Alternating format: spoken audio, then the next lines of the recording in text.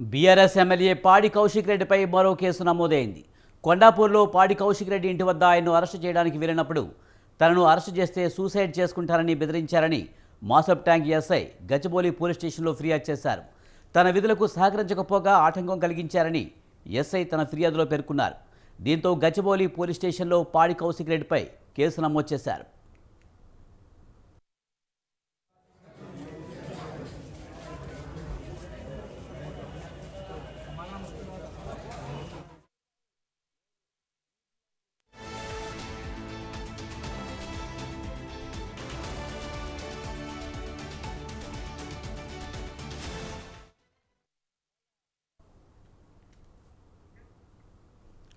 BRS MLA పాడి కౌశిక్ రెడ్డిపై మరో కేసు నమోదైంది. కొండాపూర్లో పాడి కౌశిక్ రెడ్డి ఇంటి వద్ద ఆయన్ను అరెస్టు చేయడానికి వెళ్ళినప్పుడు తనని అరెస్టు చేస్తే సూసైడ్ చేసుకుంటారని బెదిరించారని మాసబ్ ట్యాంక్ ఎస్ఐ గచ్చిబౌలి పోలీస్ స్టేషన్లో ఫిర్యాదు చేశారు.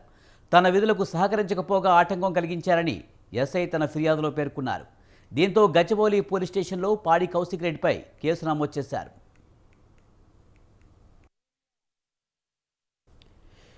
దీనిపై మరింత సమాచారాన్ని మా కరెస్పాండెంట్ పవన్ అందిస్తారు.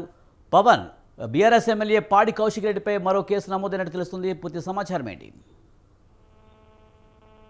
బీఆర్ఎస్ పార్టీ ఎమ్మెల్యే పాడి కౌశిక్ రెడ్డి పైన గచ్చిబౌలి పోలీస్ స్టేషన్ లో ఎస్ఐ ఫిర్యాదు మేరకు కేసు నమోదు చేశారు. ఎందుకంటే పాడి కౌశిక్ రెడ్డిని గచ్చిబౌలి ఇంట్లో అదుపులోకి తీసుకుండగా పోలీసులు అరెస్ట్ చేస్తే తాను ఆత్మహత్య చేసుకుంటానని చెప్పి కూడా పోలీసులతో వాగ్వాదానికి దిగారు.